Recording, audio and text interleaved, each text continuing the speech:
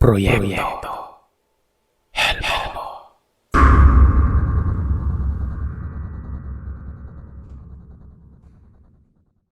Mapagpalang araw, Sir Seth. Ako po si Monica. Sa kasalukuyan ay tumatanda na at napaglipasan na ng panahon. Masaya na ako sa kasalukuyan. Pero sa tuwing tumitingin ako sa salamin, ay may naaalala akong isang karanasan na hindi ko makakalimutan.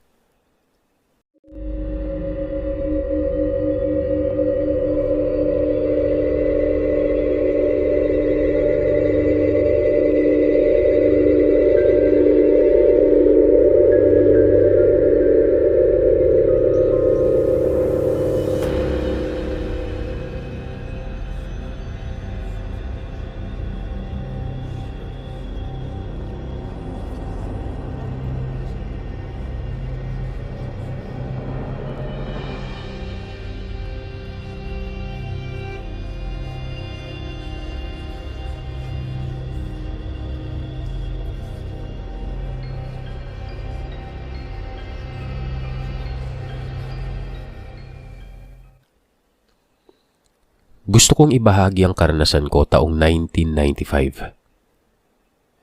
Noong panahon na yon sa lugar namin ay ako ang, sabihin na lamang nating maitsura. Ako ang palaging kinukuhang muse at maging sa Santa Cruzan. Purong Pinay ako pero ang kanununuan ko ay may lahing Espanyol. Matangkad, maputi at may makinis na kutis at magandang muka.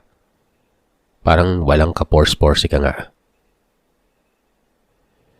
Ang kagandahan ko at ganda ng katawan ang nagdala sa akin sa magandang oportunidad at sa trabaho. Sumasali din ako sa mga beauty pageant. Masasabi ko nga noon na napaka-perpekto na ng buhay ko dahil maayos at maginhawa rin ang buhay namin ng pamilya ko. Naging isa din akong beauty consultant. Sumasali sa iba't ibang contest. Kinukuhang judge sa mga teen beauty contest. Minsan na rin ako naging product endorser ng sikat na sabon sa Pilipinas. Naging part-time job ko din ang pagmumodel. Inalok na rin akong maging artista pero hindi pumayag ang mga magulang ko dahil sexy film po yun. Maging sa mga manliligaw ay napakarami. Ang iba, mula pa sa iba't ibang lugar. Mayayaman, gwapo. Ang ilan ay may edad na. Merong sundalo, guro, engineer. Iba-iba ang mga paandar ng mga ito. Pagandahan ng regalo at bulaklak na nagmistulang flower shop ang bahay namin noon. Araw-gabi ba namang may bumibisita sa akin, di ba? Minsan ay hindi ko na hinaharap dahil napapagod na ako at kailangan ko na magpahinga. Kumuha si Mama noon ng isa pang kasambahay para may kapalitan ng katulong namin na si Mimi. At para na rin may makakasama ako sa mga lakad ko nun. Unang kita ko pa lamang kay Susan, magaan na kaagad ang loob ko dito. Mukha naman kasi itong mabait. May simpleng mukha at morena. Mabilis ko itong nakapalagayang loob. Tahimik lamang si Susan. Madaldal lamang ito kapag ako ang kausap pero kapag naririyan ng mama ko, tahimik. Masyadong strikto si Mama. Ayaw nitong nakikipagdaldalan sa oras ng trabaho. Isang araw, isang manliligaw ang dumating ng gabing yon. Si Carlos. Sa lahat ng manliligaw ko ay, ito yung pinakagwapo. May kaya din ng pamilya. At kilala si Carlos sa isang larangan ng isang sport. Kaya marami ang umiidolo dito. Magandang gabi, Monica. Para sa'yo. Sabay abot ng pumpon ng bulaklak nun. Salamat, Carlos. Maupo ka. Susan, dala mo nang maiinom si Carlos. Utos ko kay Susan nun. Sumagot naman ito at sumunod. Pero parang natulala ito nang makita ang bisita ko. Hindi na ako magtataka doon dahil kahit sinong babae naman ay mahuhumaling sa gandang lalaki ni Carlos. Good morning po, Sir Carlos. Bati ni Susan dito habang nilalapag ang baso ng juice. Bahagya lamang itong tinanguan ni Carlos at nasa akin ang focus ng lalaking yon. Sa lahat ng manliligaw ko, si Carlos ang pinakagusto ko. Gusto rin ito ng mga magulang ko para sa akin kaya ang panliligaw nito ay hindi ko na pinatagal. Sinagot ko na kaagad. Maayos ang relasyon na meron kami ni Carlos. Mabait, maalaga at malambing ang kasintahan ko na yon. Madalas ay sinasamahan din ako nito sa mga lakad ko kahit nagmumukha na itong alalay. Napagplanuhan na rin naming magpakasal sa susunod na taon kaya madalas na iiwan sa bahay si Susan kapag kasama ko si Carlos. Hanggang sa isang araw, umuwi akong pagod. Masakit ang katawan at mga buto ko. Hindi naman ako napagod ng husto noon pero iba ang pakiramdam ko. Parang may kung ano sa buong katawan ko. Yung para bang tinutusok at namamanhid nun. Nang sumapit ang gabi ay hindi ako makatulog sa sobrang sakit ng bato ko. Nagpamasaya ako sa isa naming kasambahay na si Mimi. Dahil wala noon si Susan. Nag-day off at pinayagan ko naman. Bihira lamang kasi itong mag-day off nun. Pero mas lalo lamang sumakit ang katawan ko pagkatapos nun. Gumapang ang sakit sa mukha ko na parang tinutusok ng karayom. Nakakabaliw ang sakit. Hindi ko kayang baliwalain. Sumisigaw na ako noon. Nagpapunta ng kaibigang doktor ang mama ko pero hindi nito maipaliwanag ang nangyayari sa akin. Wala naman umano akong sakit. Pakiramdam ko noon ay para akong mabubulag dahil pati yung mga mata ko, napakasakit noon. Hanggang sa para akong mababaliw na noon.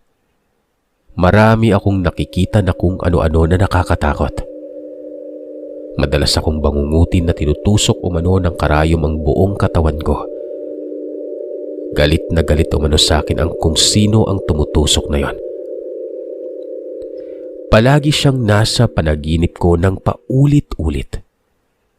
Hindi ako makakain ng maayos. Bumagsak ang katawan ko.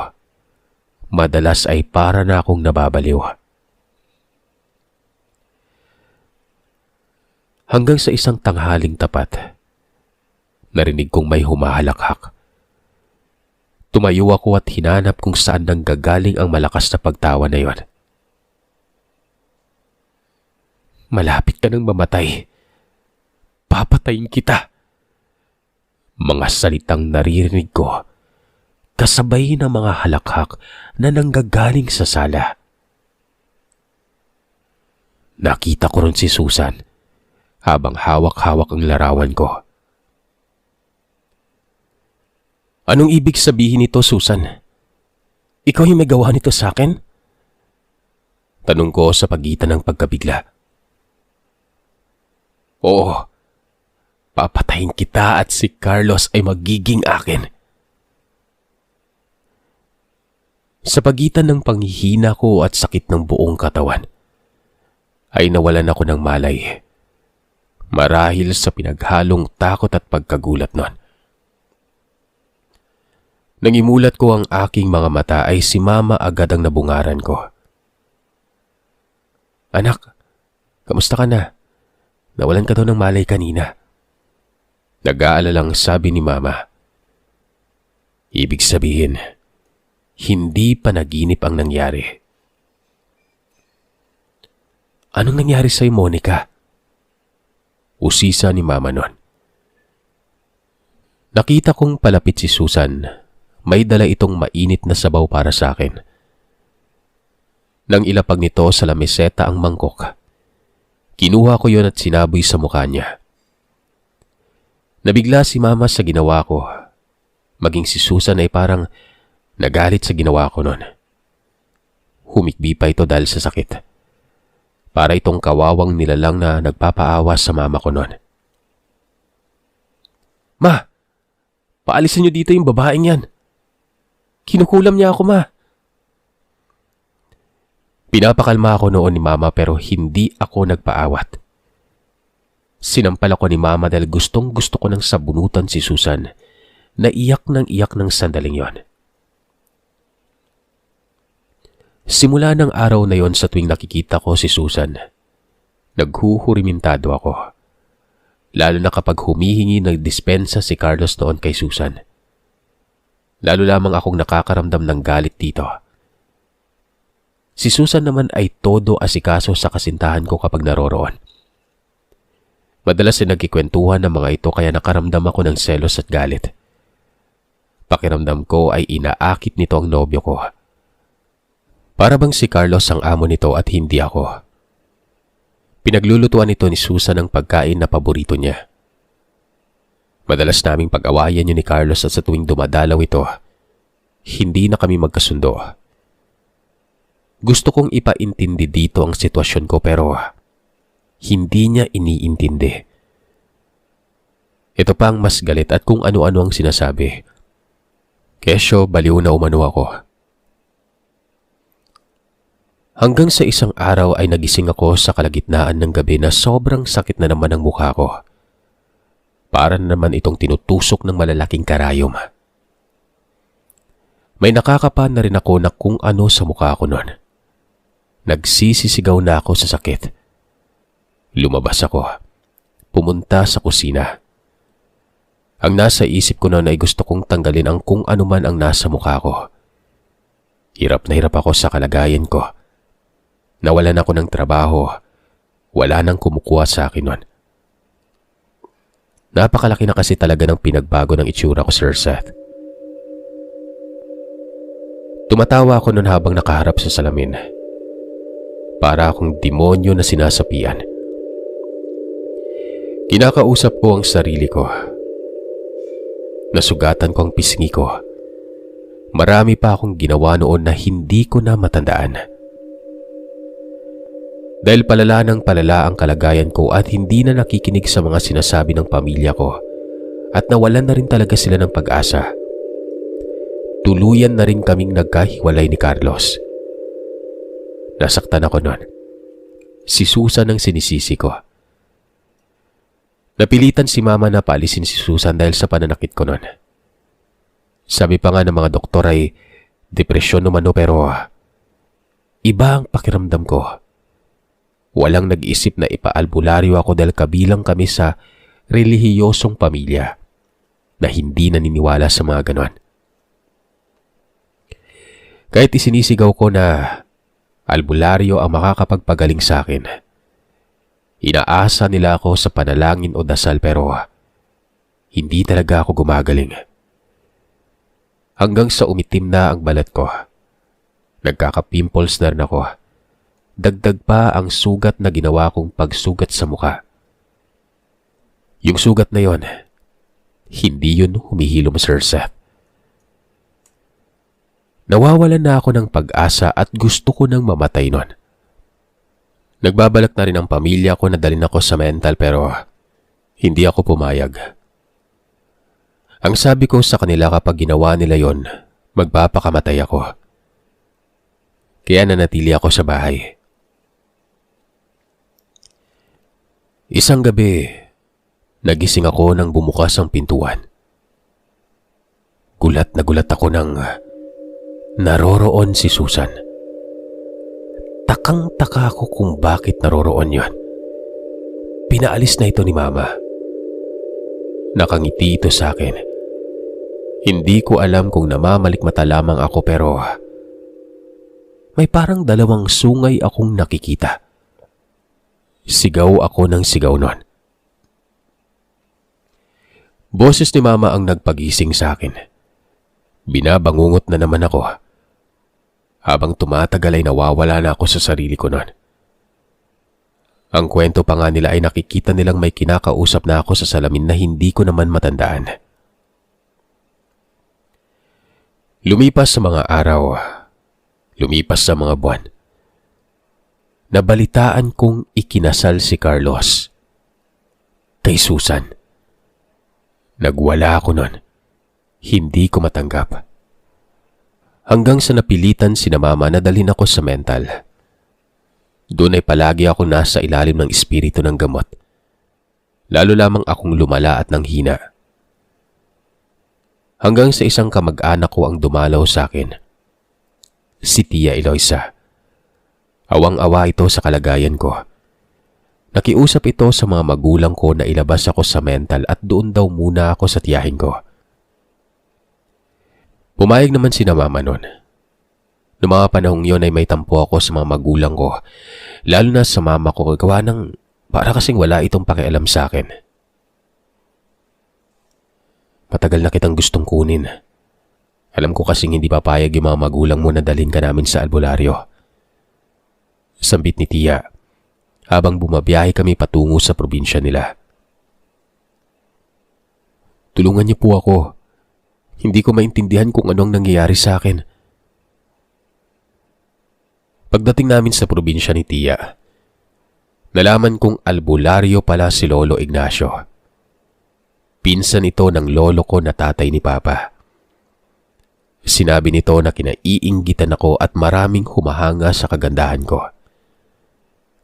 Inggit at selos ang nag-udyok para ipakulam ako noon. Naiyak na lamang ako noon habang sinasabi yun ni Lolo Ignacio. Maging ako sa sarili ko ay ramdam ko yon. Babae siya at nakuha na nito ang kanyang gusto. Sambit ni Lolo. Agad na pumasok sa isipan ko si Susan. Alam kong si Susan ang gumawa nito sa akin. Noon din ay humingi ako ng tulong sa lolo ko. Kaya kitang pagalingin, pero hindi ang sugat mo sa mukha na ikaw ang gumawa. Hindi na mababalik sa dati yan. Pagtatapat niya sa akin. Ayos lang po. Basta gumaling ako. Hirap na po ako. Gusto mo bang ibalik natin sa gumawa nito sa iyo ang ginawa niya? Tanong ni Lolo na nagpaisip sa akin nun. Tama ba na gumanti ako? Aaminin ko na galit ako nun. Pero hindi kaya ng konsensya ko ang gumanti. Tumanggi ako pero sabi ni Lolo, kapag hindi ko binalik sa gumawa nito ay hindi daw ako nito tatantanan hanggat hindi ako namamatay. Dagdag pa ni Lola, habang nakakaramdam ako ng kakaiba o sakit, ay ibabalik umano nito at hindi pupuruan. Kung ano lang daw ang ginawa, yun ang babalik. Ginamot ako ni Lolo. Nanlaki ang mga mata ko nang makuha nito sa mukha ko. Ang napakaraming karayom. Hindi ako makapaniwala maging sa katawan ko ay marami din itong nabunot noon. Pagkatapos noon ay gumaan ang pakiramdam ko. Pero nang sumapit ang gabi ay sumakit na naman ang katawan ko. Ang mukha ko na wala ng paglagyan dahil sa mga pimples at lalo talagang sumasakit noon. Yung sakit na mas lalong nangangati, kaya hindi maiwasang kamutin. Kaya nagsusugat doon. Habang nangyayari sa akin yun, ay merong ibinubulong si Lolo.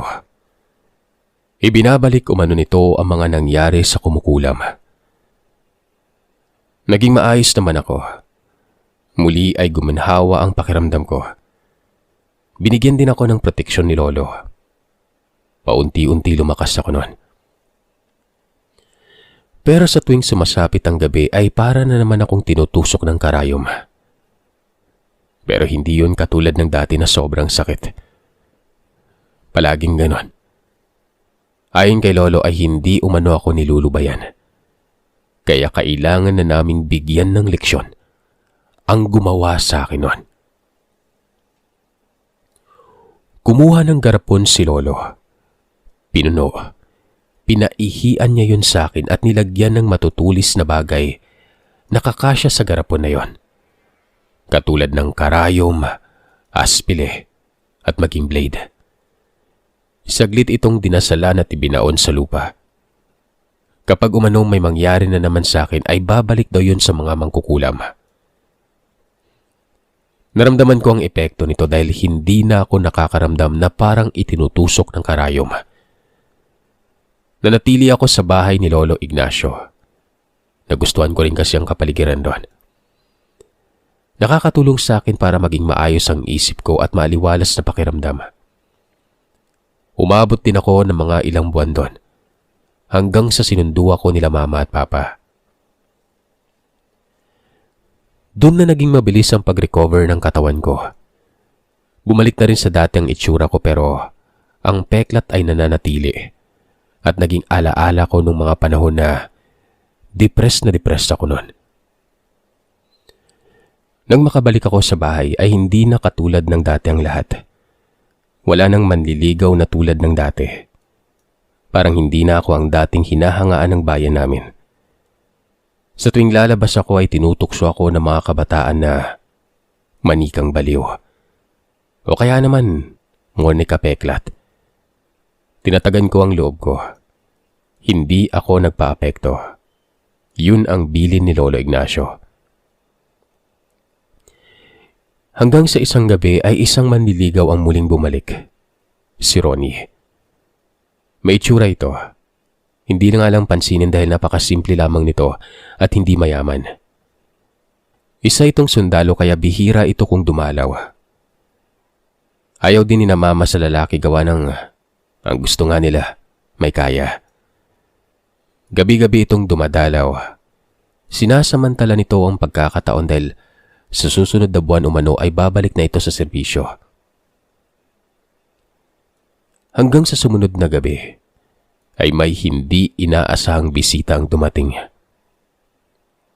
Si Carlos. Hindi ko alam kung ano ang mararamdaman ko ng oras na yon. Pagkakita nito sa akin ay lumuhod ito. Humingi ng tawad sa ginawa nitong pag-iwan. Ginayuma umano ito ni Susan kaya pinakasalan niya ang babae. Humihingi ang lalaki ng pangalawang pagkakataon pero wala na akong maramdaman para dito. Wala na magagawang paghingi mo ng tawad. Tapos na, Carlos. Kasal ka na. Wala kang ibang gagawin kundi ang panindigan si Susan. Nasaktan man ako pero tapos na. Nangyari na at wala akong balak na maging pangalawa. Makakaalis ka na. Wala na akong mararamdaman para sa'yo. Dahil sa paglipas ng panahon, nakalimutan ko na si Carlos.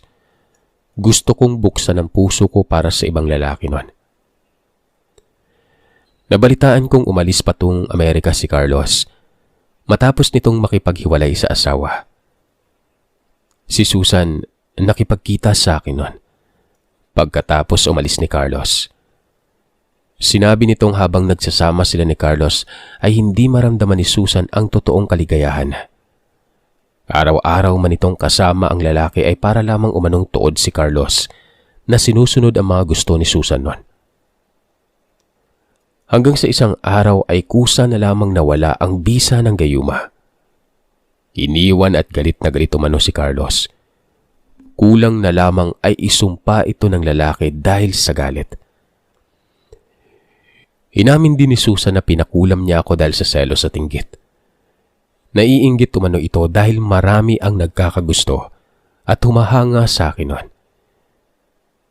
Humanap ito ng mangkukulam. Nakalaunan, ang bawat sakit na nararamdaman ko ay bumabalik din dito. At ang pinapasahod namin dito ay pinambabayad niya lamang sa inupahan niya mangkukulam. Sinabi ko kay Susan na hindi lang pagdramdam ang nararamdaman ko para sa kanya. At hindi ko alam kung kailan ko siya mapapatawad. Pagkatapos ng pag-uusap na yon, hindi na muling nag-cruise ang landas naming dalawa. Ang huling balita ko ay buntis ito. Hindi ko na inalam kung anak pa ito ni Carlos o hindi. Wala na akong pakialam doon. Si Ronnie, sinagot ko na. Nang muli kaming nagkita na kalaunan, nagpakasal din. Bumuo kami ng isang pamilya na may respeto at pagmamahal sa isa't isa. Ngayon ay may 4 na kaming anak. Isang lalaki at 3 babae na kamukhang kamukha ko. Wala na akong mahihiling pa Binigyan man ako ng pagsubok noon ay nalagpasan ko naman. At ngayon ay masayang masaya ako. Kapiling ang asawa ko, ang mga anak, at ang aking mga apo.